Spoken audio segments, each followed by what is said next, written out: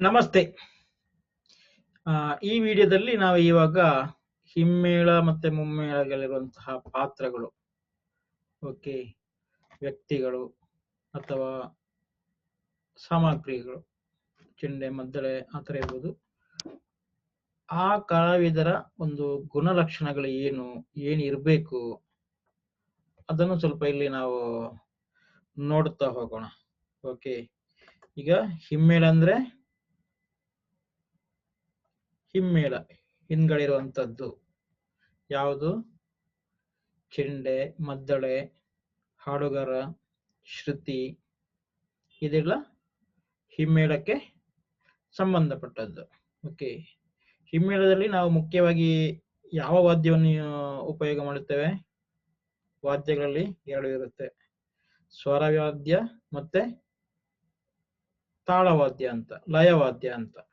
Okay, ಯಕ್ಷಗಾನದ ಹಿಮ್ಮೇಳದಲ್ಲಿ ಸ್ವರವಾದ್ಯವನ್ನು ನಾವು use ಮಾಡ್ತಾ ಇಲ್ಲ. ಸ್ವರವಾದ್ಯ ಅಂದ್ರೆ ಊದಿ ಸ್ವರ ತೆಗೆಯುವಂಥದ್ದು. ಈಗ ವೀಣೆ ಇರ್ಬೋದು, ಅಥವಾ ಪಿಟೀಲ್ ಇರ್ಬೋದು, ನಾಗಸ್ವರ ಇರ್ಬೋದು, ಈ ತರ ನಾವು ಅಂಥವುಗಳನ್ನು ಹಿಮ್ಮೇಳದಲ್ಲಿ ಉಪಯೋಗಿಸ್ತಾ ಇಲ್ಲ. ಹಿಮ್ಮೇಳದಲ್ಲಿ ಲಯವಾದ್ಯವನ್ನ ಉಪಯೋಗಿಸುವಂಥದ್ದು. ಚೆಂಡೆ, ಮದ್ದಳೆ, ತಾಳಗಳೆಲ್ಲ, ಚಕ್ರ ತಾಳಗಳೆಲ್ಲ ಲಯವಾದ್ಯಕ್ಕೆ ಸೇರಿದಂಥದ್ದು.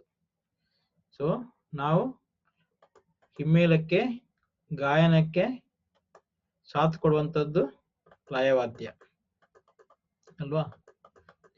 ನಾಟ್ಯಶಾಸ್ತ್ರದ ಪ್ರಕಾರ ಪೂರ್ವಂ ಗಾನ ತಥೋ ವಾದ್ಯಂ ತತಃ ನೃತ್ಯಂ ಪ್ರಯೋಜಯೇತ್ ಗೀತಂ ವಾದ್ಯಾಂಗ ಸಂಯೋಗಃ ಪ್ರಯೋಗ ಇತಿ ಸಂಜಿತಃ. ಇದೊಂದು ಈ ಹಿಮ್ಮೇಳಕ್ಕೆ ಅಥವಾ ನಮ್ಮ ಆ ರಂಗ ವ್ಯವಸ್ಥೆಗೆ ಒಂದು ನಾಟ್ಯಶಾಸ್ತ್ರದಲ್ಲಿರುವಂಥದ್ದು ಶ್ಲೋಕ. ಓಕೆ, ಇದನ್ನು ಈ ತರ ಅಭ್ಯಾಸ ಮಾಡ್ಕೊಳ್ಳಿ. ನಿಮ್ಗೆ ನೆಕ್ಸ್ಟ್ ಯಾವಾಗಾದ್ರೂ ಮಾತಾಡುವಾಗ ಇದು ಬಳಕೆಗೆ ನೀವು ಯೂಸ್ ಮಾಡ್ಕೋಬಹುದು. ಪೂರ್ವಂ ಗಾನ ತಥೋ ವಾದ್ಯಂ ತತಃ ನೃತ್ಯಂ ಪ್ರಯೋಜಯೇತ್ ಗೀತಂ ವಾದ್ಯಾಂಗ ಸಂಯೋಗಃ ಪ್ರಯೋಗ ಇತಿ ಸಂಜಿತಃ. ಅಂದ್ರೆ ಮೊದಲು ಗಾಯನ, ತಥೋ ವಾದ್ಯಂ ಜೊತೆಯಲ್ಲಿ ವಾದ್ಯ, ಆ ಬಳಿಕ ನರ್ತನ. ಇದು ರಂಗ ಪ್ರಯೋಗ. ಓಕೆ, ಈ ತರ ನಮ್ಮ ಯಕ್ಷಗಾನದ ರಂಗಕ್ಕೂ ಇದು ಅಪ್ಲೈ ಆಗುತ್ತೆ. ಓಕೆ, ಇವಾಗ ಒಂದೊಂದೇ ನಾವು ಅಲ್ಲಿ ಬರುವಂತಹ ಪಾತ್ರಗಳನ್ನು ನೋಡುತ್ತಾ ಹೋಗೋಣ. ಈಗ ಹಿಮ್ಮೇಳದಲ್ಲಿ ಯಕ್ಷಗಾನ ಭಾಗವತಿಕೆ. ಓಕೆ, ನೀವು ಭಾಗವತಿ ಕಲಿಯೋರು ಮೊದಲು ತಿಳ್ಕೋಬೇಕು ಭಾಗವತನ ಲಕ್ಷಣಗಳೇನು, ಅವನು ಯಾವುದೆಲ್ಲ ಗುಣವನ್ನು ಅಡಾಪ್ಟ್ ಮಾಡ್ಕೋಬೇಕು, ಅವನು ಯಾವ ತರ ಇರಬೇಕು. ಇದು ತುಂಬಾ ತುಂಬಾ ಇಂಪಾರ್ಟೆಂಟ್. ಓಕೆ, ಅಂದ್ರೆ ಯಕ್ಷಗಾನ ಸಾಹಿತ್ಯ ರೂಪದಲ್ಲಿ, ಅಂದ್ರೆ ಪದ್ಯ ರೂಪದಲ್ಲಿ ತಾಳ, ರಾಗ, ಲಯ, ಭಾವ ಇದಕ್ಕೆಲ್ಲ ಬದ್ಧವಾಗಿ ಇರುತ್ತದೆ. ಓಕೆ, ಅದನ್ನು ಅದೇ ತರ ಅವನು ಪ್ರೆಸೆಂಟ್ ಮಾಡಬೇಕು. ಓಕೆ, ಆದ್ದರಿಂದ ಅವನು ಅದನ್ನೆಲ್ಲ ನಿಭಾಯಿಸಲಿಕ್ಕೆ ಗೊತ್ತಿರಬೇಕು. ಈಗ ಸಭಾ ಲಕ್ಷಣದಲ್ಲಿ ಭಾಗವತನ ಗುಣಗಳನ್ನು ಹೇಳುವುದಾದರೆ, ಬಕಾರೋ ಭಗವಭಕ್ತ, ಬಕಾರೋ ಭಗವದ್ಭಕ್ತ, ಗಕಾರೋ ಗರ್ವವರ್ಜಿತ,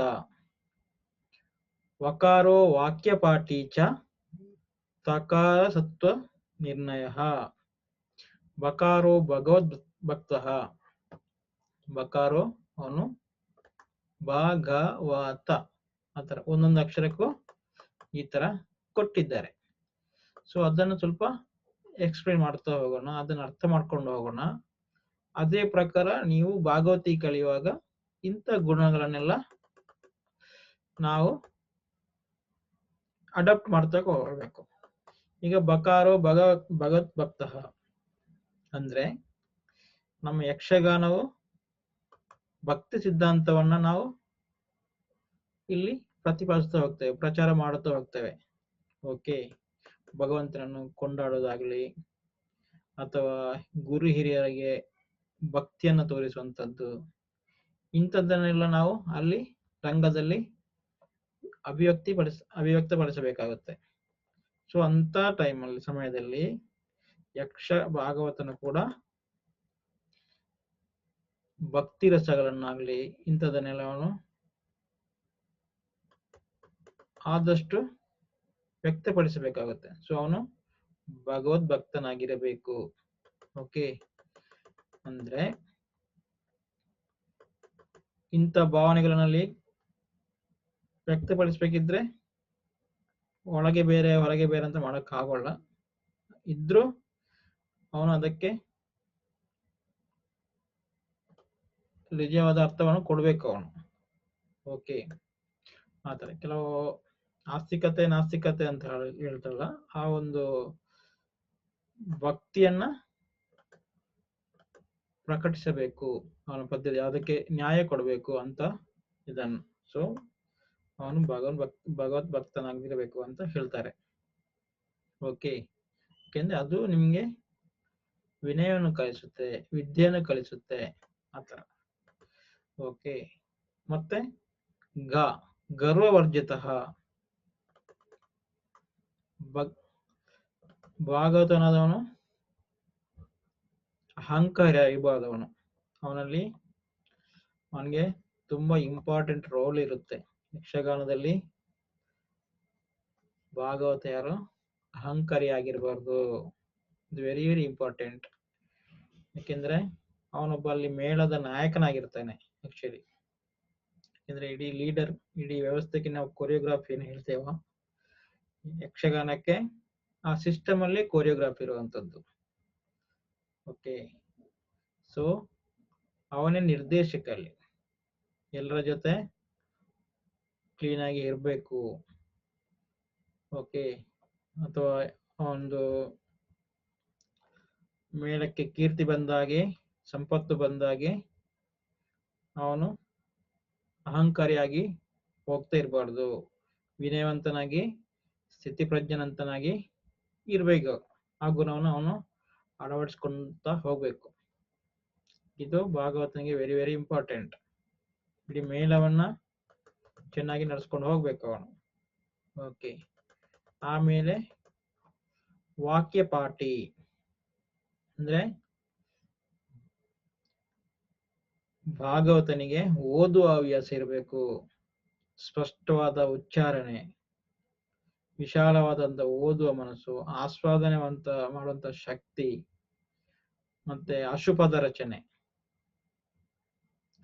ವಾಕ್ಪಟುತ್ವ, ಇದೆಲ್ಲವನ್ನು ಸಿದ್ಧಿಸ್ಕೊಳ್ಬೇಕಾಗುತ್ತೆ. ಯಾಕೆಂದ್ರೆ ಅವನ ಉಚ್ಚಾರಣೆ ಚೆನ್ನಾಗಿರ್ಬೇಕು. ಅದಕ್ಕೆ ಅವನು ಓದಬೇಕು, ಗಟ್ಟಿಯಾಗಿ ಸ್ಪಷ್ಟವಾಗಿ ಓದುವಂಥದ್ದು ಅಭ್ಯಾಸ ಮಾಡ್ಕೊಳ್ಬೇಕು. ಅದು ಪ್ರಾರಂಭದಲ್ಲಿ ನೀವು ಸ್ವಲ್ಪ ಓದುವುದನ್ನು, ಪುಸ್ತಕವನ್ನು ಓದುವುದು, ಅದನ್ನು ಗಟ್ಟಿಯಾಗಿ ಓದುವುದು, ಸ್ಪಷ್ಟವಾಗಿ ಓದುವುದು, ಅರ್ಥಪೂರ್ಣವಾಗಿ ಓದುವುದು, ಎಲ್ಲಿ ಏರು ಇಳಿತ ಇರಬೇಕು ಅದೆಲ್ಲ ಅವನು ಅರ್ಥ ಮಾಡ್ಕೋಬೇಕು, ಆಸ್ವಾದನೆ ಮಾಡಬೇಕು. ಮತ್ತೆ ಅಶುಪದ ರಚನೆ, ನಿಮ್ಗೆ ಎಲ್ಲೊಂದ್ ಕಡೆ ತಪ್ಪಿದಲ್ಲಿ ಅದನ್ನು ನಿಭಾಯಿಸ್ಲಿಕ್ಕೆ ಹೋಗ್ಬೇಕು. ಯಾಕಂದ್ರೆ ಯಕ್ಷಗಾನದ ಛಂದಸ್ ಪ್ರಕಾರ, ತಾಳ ಪ್ರಕಾರವಾಗಿ ಇರಬೇಕು. ಓಕೆ, ಸಪೋಸ್ ನೀವು ಯಾವುದೋ ಪದ್ಯ ನಿಮ್ಗೆ ಕರೆಕ್ಟ್ ಆಗಿ ನೆನಪಾಗಿಲ್ಲ, ಅವಾಗ ನಿಮ್ದೇನಾದ್ರೂ ಅಲ್ಲಿ ಹಾಕುವಾಗ ಅದು ಅದಕ್ಕೆ ಸೂಕ್ತವಾಗಿರ್ಬೇಕು. ಓಕೆ, ಅಥವಾ ಕೆಲವು ಸಲ ಇಳಿದು ಹೋಗುತ್ತೆ, ಕೆಲವು ಸಲ ಬಿಟ್ಟು ಹೋಗುತ್ತೆ, ಅಂಥದ್ದನ್ನೆಲ್ಲ ಕರೆಕ್ಟ್ ಆಗಿ, ಅಥವಾ ನಿಮ್ದೇ ಒಂದು ಪದಲ್ಲಿ ಹಾಕುವ ಇದು ಬರುತ್ತೆ, ಅವಾಗ ಅದೆಲ್ಲ ತುಂಬಾ ಸೂಕ್ಷ್ಮವಾಗಿ ಅದನ್ನು ಹ್ಯಾಂಡಲ್ ಮಾಡ್ಬೇಕು ಅವನು. ಯಾಕೆಂದ್ರೆ ಭಾಗವತ ರಂಗದ ನೃತ್ಯದವರಿಗೆ ಜೊತೆನು ಕಮ್ಯುನಿಕೇಶನ್ ಮಾಡ್ತಾ ಇರ್ತಾನೆ, ಸಂಭಾಷಣೆ ಮಾಡ್ತಾ ಇರ್ತಾನೆ. ಆವಾಗ ಸೂಕ್ತವಾದಂತ ಪದ ಬಳಕೆ ವೆರಿ ವೆರಿ ಇಂಪಾರ್ಟೆಂಟ್. ಓಕೆ, ಅದಕ್ಕೆ ಓದುವ ಅಭ್ಯಾಸವನ್ನ ಮೊದಲಿಂದಲೇ ಹಿಡ್ಕೋಬೇಕು. ಖಾಲಿ ಪ್ರಸಂಗ ಓದಿದ್ರೆ ಸಾಕು, ಪ್ರಸಂಗವನ್ನು ಸ್ಪಷ್ಟವಾಗಿ ಓದಬೇಕು ಅವನು. ಓಕೆ, ಈಗ ಕೆಲವೊಂದು ದೋಷಗಳು ಯಾವುದು ಮಾಡಬೇಕು, ಯಾವುದು ಮಾಡಬಾರ್ದು, ಅದೆಲ್ಲ ನಾವು ಸ್ವಲ್ಪ ಲಿಸ್ಟ್ ಮಾಡೋಣ. ಇಂಪಾದ ರಾಗದಲ್ಲಿ ಹಾಡುವಂಥದ್ದು. ಓಕೆ, ಯಕ್ಷಗಾನದ ಪದ್ಯವನ್ನು ಇಂಪಾದ ರಾಗದಲ್ಲಿ ಹಾಡುವಂಥದ್ದು, ಅದು ವೆರಿ ವೆರಿ ಇಂಪಾರ್ಟೆಂಟ್. ಕೆಲವು ಸಲ ಏನಾಗುತ್ತೆ, ಸುಮ್ಮನೆ ಎಳ್ಕೊಂಡು ಹೋಗೋದು, ಎಳೆದು ಮಾತಾಡ್ದಂಗೆ, ಉದ್ದಕ್ಕೆ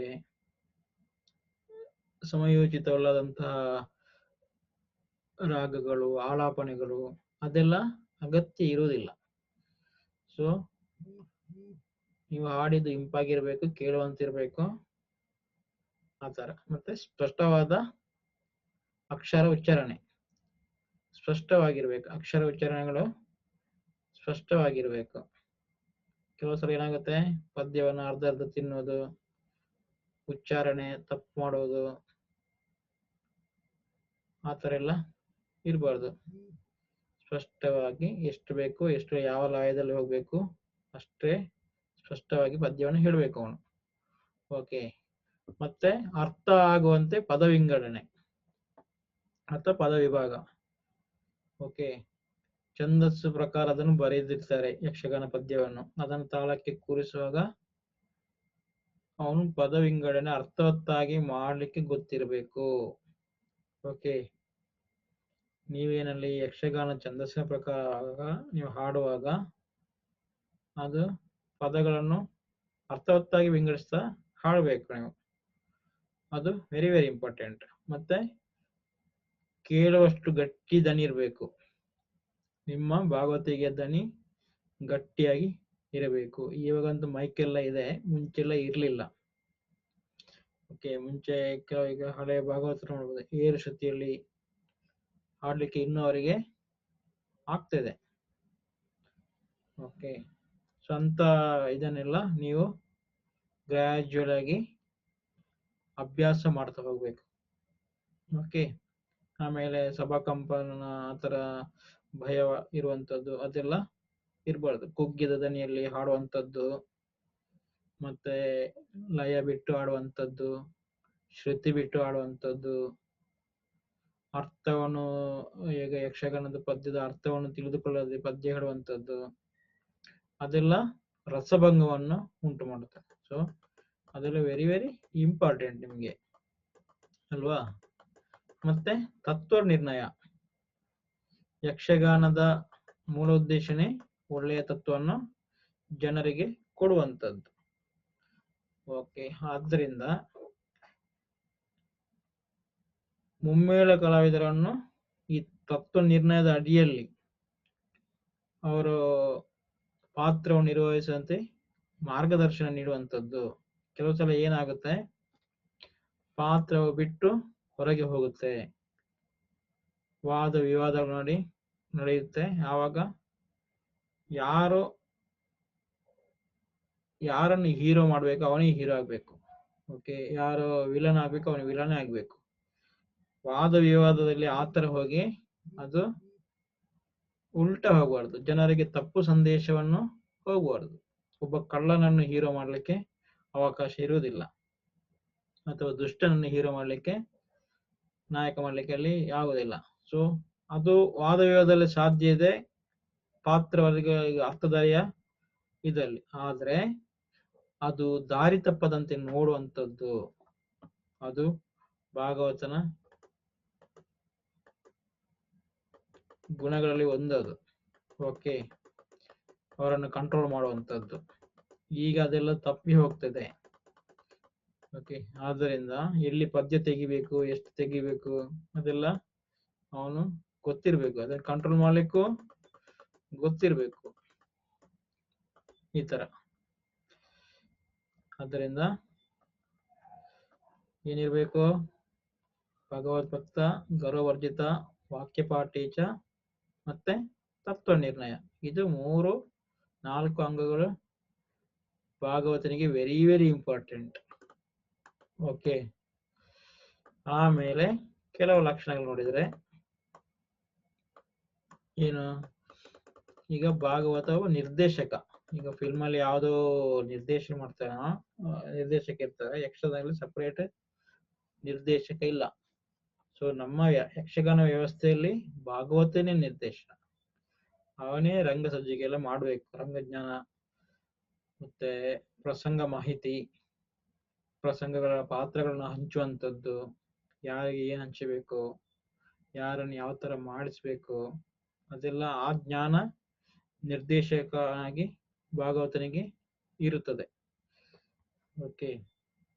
ಮತ್ತೆ ಇಡೀ ಆ ಹಿಮ್ಮೇಳ ವ್ಯವಸ್ಥೆ ಅಥವಾ ಯಕ್ಷಗಾನದಲ್ಲಿ ಹಿಮ್ಮೇಳ ಮುಮ್ಮೇಳ ವ್ಯವಸ್ಥೆಯಲ್ಲಿ ತುಂಬಾ ಮುಖ್ಯ ಪಾತ್ರ ವಹಿಸುವಂಥದ್ದು ಭಾಗವತ. ಅವನೊಂದು ಗುರುಗಳ ತರ. ಓಕೆ. ಅವನಿಗೆ ಎಲ್ಲದರ ನಾಲೆಜ್ ಇರಬೇಕು. ನಾವು ಭಾಗವತಿಗೆ ಕಲಿತೇವೆ ಅಂತ ಹೇಳ್ಬಿಟ್ಟು ಭಾಗವತಿಕೆನೇ ಕಲಿಯುವುದಲ್ಲ. ಓಕೆ. ನಮ್ಗೆ ಮತ್ತೆ ಇದು ಚೆಂಡೆ ಮದ್ದಲೆ ಕಲಿಯುವ ಒಂದು ಅವಕಾಶ ಸಿಕ್ಕಾಗ ಅದನ್ನು ಇದು ಮಾಡೋದಲ್ಲ, ನೀವು ಆದಷ್ಟು ಅದನ್ನು ತಿಳ್ಕೋಬೇಕು. ಯಾಕೆಂದ್ರೆ ನೀವು ಲೀಡರ್ ಅಲ್ಲಿ. ಓಕೆ. ಸೊ ಅದರ ಪರಿಜ್ಞಾನ, ಚೆಂಡೆ ಮದ್ದಲದ್ದು ಪರಿಜ್ಞಾನ, ನೃತ್ಯದ ಪರಿಜ್ಞಾನ ಭಾಗವತಿಗೆ ವೆರಿ ವೆರಿ ಇಂಪಾರ್ಟೆಂಟ್. ಓಕೆ. ಅವರೊಟ್ಟಿಗೆ ನೀವು ಸಂಭಾಷಣೆ ಮಾಡುವಂಥದ್ದು ರಂಗದಲ್ಲಿ, ಅಥವಾ ಜುಗಲ್ಬಂದಿ ಅಂತ ಹೇಳ್ತೀರಾ, ಅದೆಲ್ಲ ಮತ್ತೆ ಅದೆಲ್ಲ ವೆರಿ ವೆರಿ ಇಂಪಾರ್ಟೆಂಟ್. ಆ ತರ ಅದು. ಆಮೇಲೆ ಇದೆಲ್ಲ ಸಭಾ ಕಾಲಸಗಳೆಲ್ಲ ಇದೆಲ್ಲ ಪಾಠಗಳು ಆಗುತ್ತೆ ಕ್ಲೀನ್ ಆಗಿ, ಯಾವ ತರ ಮಾಡ್ಬೇಕು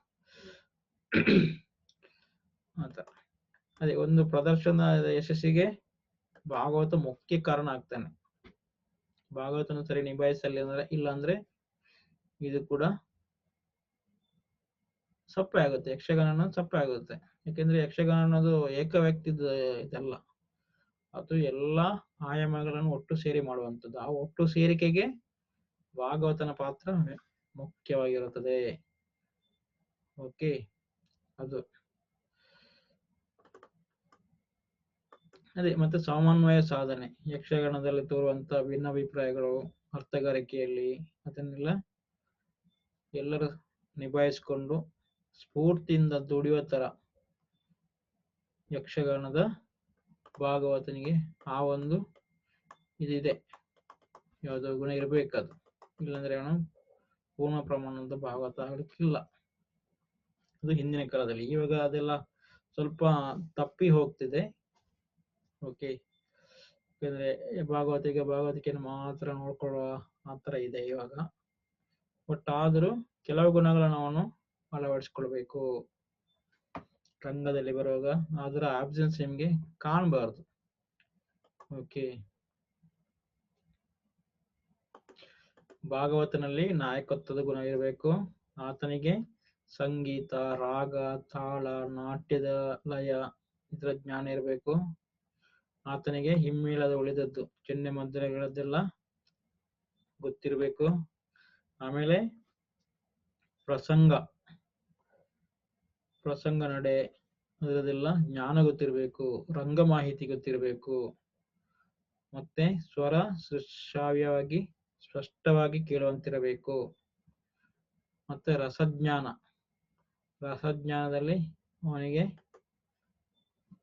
ಇದಿರ್ಬೇಕು, ಯಾವುದು ಹಿಡಿತ ಇರಬೇಕು. ಆಮೇಲೆ ಸಮಯ ಪ್ರಜ್ಞೆ ಮತ್ತು ಸಮಯ ಚಿತ್ತತ್ವ, ಸಮಯ ಪ್ರಜ್ಞೆ ವೆರಿ ವೆರಿ ಇಂಪಾರ್ಟೆಂಟ್. ಓಕೆ. ಯಾಕೆಂದ್ರೆ ಕೆಲವು ಪ್ರಸಂಗಗಳು ನಮ್ಗೆ ಸಮಯ ಸಿಗುವುದಿಲ್ಲ ಎಲ್ಲವನ್ನು ಮಾಡ್ಲಿಕ್ಕೆ. ಆವಾಗ ಯಾವ ಪದ್ಯವನ್ನು ತೆಗಿಬೇಕು, ಯಾವ ಪದ್ಯವನ್ನು ಇದು ಮಾಡ್ಬೇಕು, ಇಲ್ಲಿ ತರಬೇಕು, ಆ ಕಡೆ ಈ ಕಡೆ ಮಾಡ್ಬೇಕು, ಅದೆಲ್ಲ ಸಮಯ ಪ್ರಜ್ಞೆಯನ್ನು ಕಲ್ತಿರ್ಬೇಕು ಅವನು. ಓಕೆ. ಯಾಕೆಂದ್ರೆ ಉಳಿದ ವೇಷಗಳು ಇವನ ಪದ್ಯವನ್ನು ಫಾಲೋ ಮಾಡ್ತಿರೋದು. ಓಕೆ. ನಿಮ್ಗೊಂದು 5 ಗಂಟೆ ಯಕ್ಷಗಾನಕ್ಕೆ ನಿಮ್ಗೆ 4 ಅಥವಾ 3 ಗಂಟೆ ಸಿಗುತ್ತಂತ ಹೇಳಿದ್ರೆ ಅದು ನಿಮ್ಗೆ ಗೊತ್ತಿರ್ಬೇಕು.